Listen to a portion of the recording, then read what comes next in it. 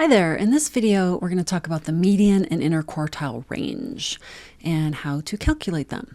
So remember from a video a little bit back, we talked about, actually I think it was just the last one, it was just a long one. We talked about how depending on the shape, we're going to use two different measures of center. So if we have a symmetric histogram, for data look symmetric, we're going to use the mean and the standard deviation. If it's skewed, when we make our histogram, if the data looks skewed, then we're going to use the median and the IQR. Okay, so that's just a little reference for you. Now let's actually understand what those mean. So the median value of a data set is the middle value, and it divides the data into two equal halves. Okay, so I have two of our previous data sets, data set A and C, and we were saying that these were hours of TV watched. I just kind of made up that context per week or in a week. Okay, so let's look at how to do the median. And I have two different examples because it's different if you have an odd number of values versus an even number of values. So the first number, the first set has 5 people, and so there's an odd number. And so the middle value is easier to find with an odd number because there's just one in the middle. So you can count off the first and the last, first and the last. And then here is our median. So that would be 12 hours.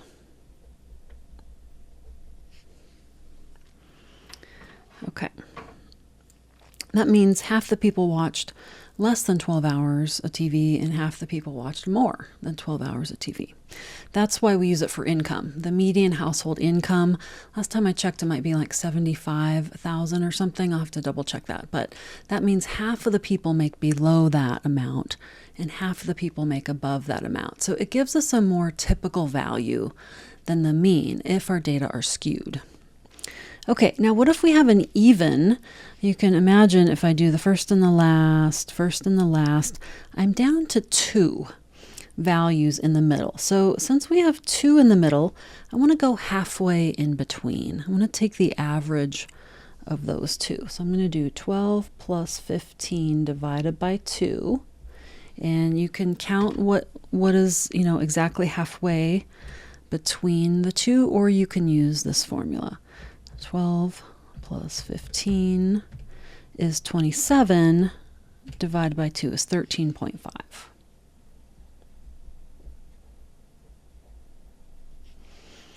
Okay, so that is our median, 13.5 hours.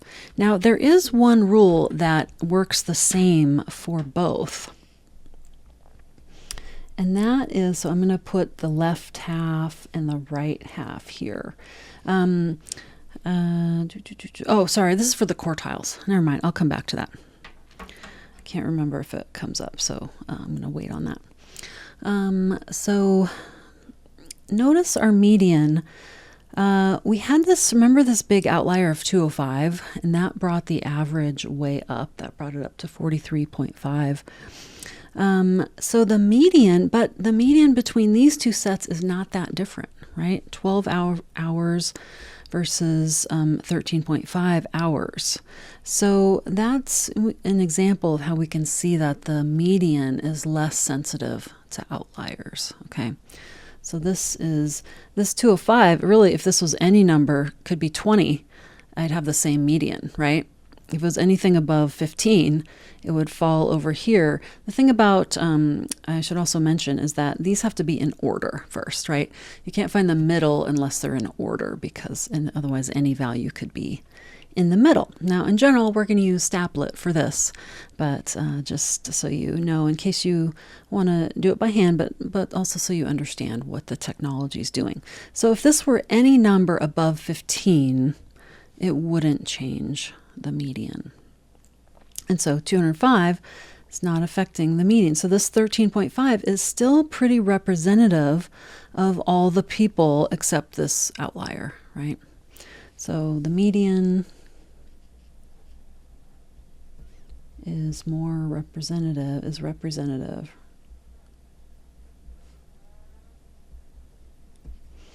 of a typical value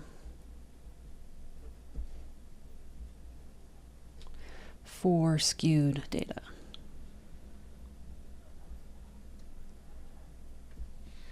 Okay, great. So now that we know how to find those, let's talk about how the mean, median, and mode, because we've talked about all three of these now, the three M words, mean, median, and mode, how they relate to the shape of a distribution.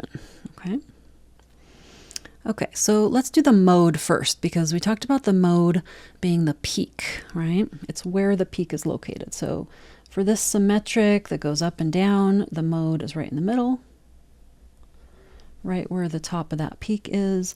For skewed left, we have the longer tail to the left, right at the top of the peak, that's the mode.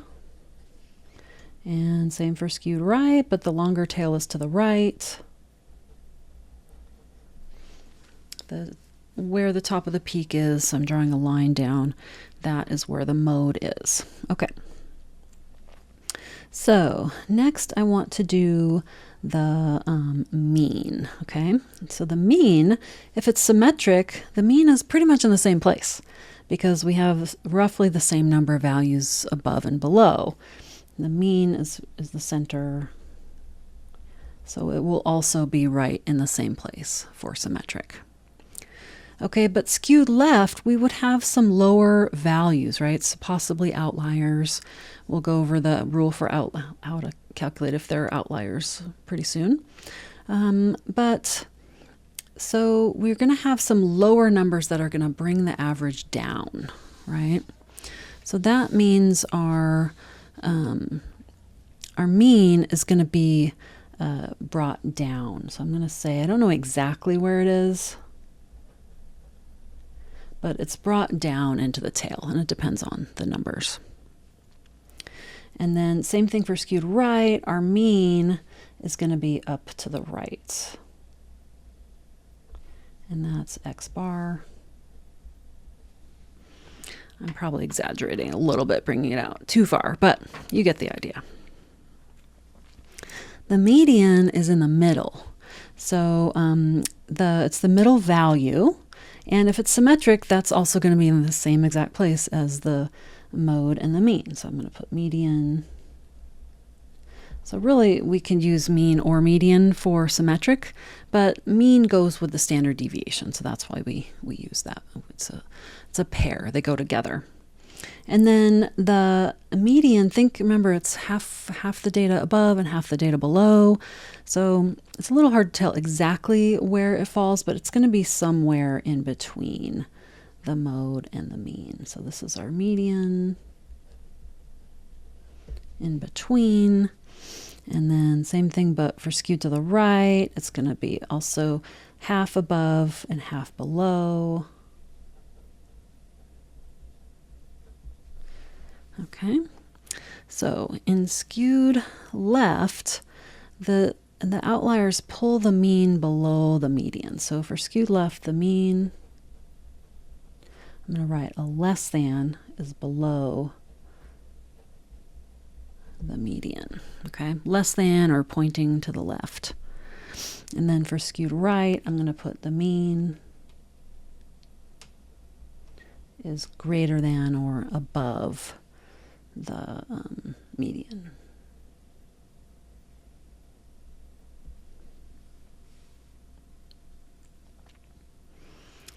Okay, great. So, and that's kind of this also summarizes what we've been talking about. For skewed data, we want to use the median and the interquartile range to describe the center and spread of the data, since it essentially ignores the values of any outliers, right? So it's less sensitive to outliers.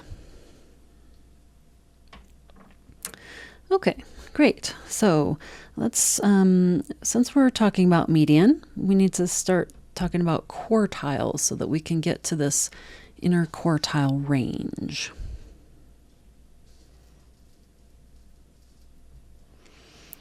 Okay.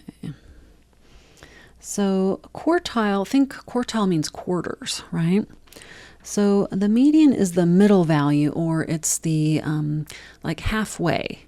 So that's actually means 50% of the data are above that value and 50% are below. And another term for that is percentile. That's the 50th percentile. Now, the first quartile, okay, actually, yeah, let me go back up and do the quartiles now. I think that makes a little more sense now. Kind of started to do it, and then I decided not to. Okay, so let's go back to quartiles. I'm going to put this in pink.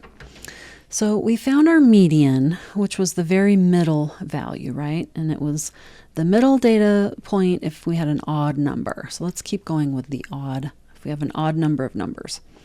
Next, we need to split the data into two halves. Okay, so we want the lower half and the upper half, and we don't use the median. So I'm going to put my brackets around the bottom two and the upper two, and then the 12 is just in the middle. That's the rule that's the same for both even and odd, is you don't use the median in the quartiles.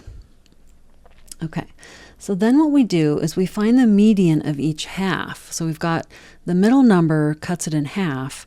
The quartiles cut the data in quarters. Okay, so then I'm going to go, let me find my purple pen, halfway in between 3 and 8. So this is going to be quartile 1, or the first quartile. 3 plus 8 over 2. I got to divide that in half, find the middle value. 3 plus 8. I need to hit enter, otherwise it'll only divide the 8 by 2. So hit enter, then divide by 2. 5.5. Okay, and then the median is also called Q2 because you've got like first quartile, second quartile, third quartile. Q3 needs to be, or is, halfway between 15 and 18. That's a total of 33 divided by 2 is 16.5. And again, these all have the same units, so I'm going to put hours there. Okay, so now we've got our data split into 4 sections, and it's a very small data set, so there's not that much in each section, but it's just an example. Okay, so that's an odd number of values, and still either way you could have either an even or odd in each lower and upper half. So here we had an even number, and same thing, you could still end up with either an even or an odd in each half, but this has an odd number in each half. So notice how I put the brackets. I did include the middle two in the halves, lower and upper half, but because it's just the median that's not included, and the median is in between those two. So either way, I would, if there's 2 in the middle, you're going to split those and include them each. If there's just 1 in the middle, you're not going to include that one. Okay, so then for my quartile 1, it's the middle of the lower half, which is 8. So my Q1 is 8. And then my Q3, I don't have enough space here. My Q3 is 18. So those are the quartiles. It's the median of the half. Half of a half is a quarter, right? Okay, great. So now I think this lower part will make more sense now. The median is Q2. That's the second quartile. 2 halves, or 2 quarters is a half. And it's also called the 50th percentile. Percentile is the percentage that's below that value. So if 50% are below, then that's the 50th percentile. The first quartile, that's 25% of the data. So that's the 25th percentile because 25% of the data are below that value. So I'm dividing into quarters. So 1 quarter is 25%. And then you might guess, just like quarters in a dollar, you've got 25 cents, 50 cents. 75 cents is the third quartile is the 75th percentile, and 75% of the data fall below that value. Okay, so really the quartiles divide our data set into quarters. And you might be wondering, why are we doing this? But you'll see it has to do with the box plot, and we're working up to that. So first let's talk about the 5-number summary, which is what we use to graph the box plot. The 5-number summary, and this is, again, we're talking about skewed. We're using this for skewed data. It's described by the minimum, Q1, median, Q3, and maximum. Those are the 5 numbers. Min, Q1, median, Q3, and maximum. Okay, and they all have the same units as the data, just like all the statistics we've been talking about. So let me do data set C. Data set C from up above. I bring this down for a second. Our minimum is the smallest number. Our Q1 is 8. Our median is 13.5. Our Q3 is 18, and our max is 205. Okay. Now we barely have more than 5 numbers in here. But you can see they're not always the data. They're usually not the data values themselves, except the min and the max are. Okay, so our min is, so there's different ways to write it, with parentheses, without. I'm just going to use commas. 3, comma, our minimum was 3. Our first quartile was 8. Our median was 13.5. Our third quartile was 18, and our max was 205, and then I'm going to put hours after that.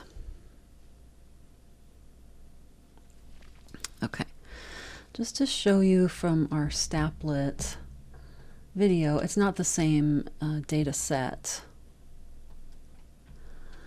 but just so you know where to find it, this was the blood pressure, or sorry, pulse rate data, but you get the mean and the standard deviation, then they put the 5-number summary after that.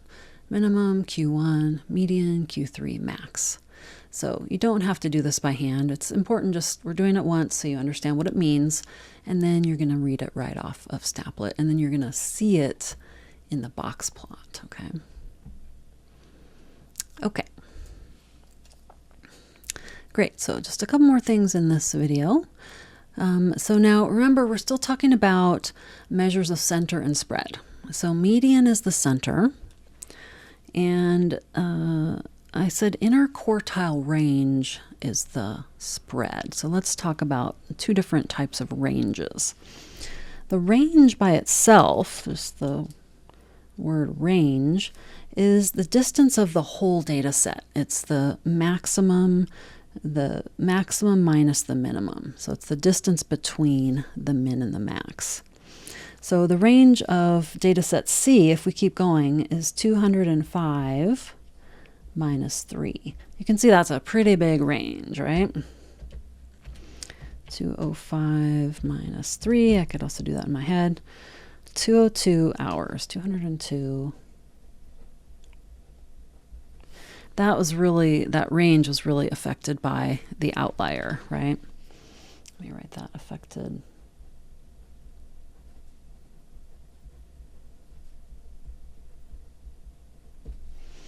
That is why we use the interquartile range, or abbreviated for short, IQR. IQR. So that is the width of the middle 50% of the data. So if we take the middle, let me go back to our quartiles. Here's our quartiles, this 18 minus 8, right? So it's the width of the middle. That way, if we have outliers on the low end or outliers on the high end, it's not going to affect the IQR very much. So what we're trying to get is a representative value for spread that's not influenced by outliers. So let me calculate that. So in both of these, we're talking about data set C still. We had 18 minus 8. Okay, that's 10 hours. So that gives us a much more representative spread because our numbers went from 3, 8, 12, 15, 18, 205. So 202 is huge, right? That's the spread of the entire set of data. But the width of the middle 50% is 10 hours. So that gives us a little better idea of the average spread, or the spread of the data. Okay, great. So in the next video, I'm excited because we're actually going to make a box plot. Okay, so we're going to use the 5-number summary for that. So we'll see you there.